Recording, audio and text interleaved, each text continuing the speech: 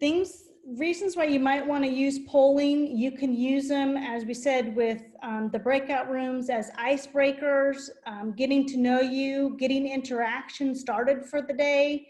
If you want to just get everybody talking, you can start with a poll. You can also do them for audience engagement.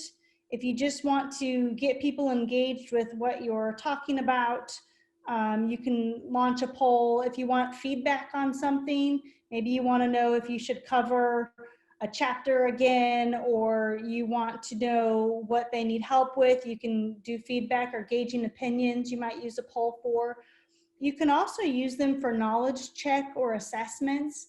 You can download your polling results to view at a later time. And I didn't include it's not hard to do, but there is kind of a long list. And when we send out these slides and we've got a step-by-step walkthrough that we'll send to you guys, I'll have a link there that shows you how to pull down the polling results. It's very easy to follow these steps, but there's a few steps that you have to kind of go through to do that. And I didn't want to take everybody's time to do that.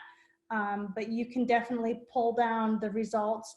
If you want to use the polls as an assessment and you're going to pull down the results, you don't have to share your poll. You can just move on to the next thing. You can download the poll results if you're doing an assessment, and you can use that however you see fit later in your class.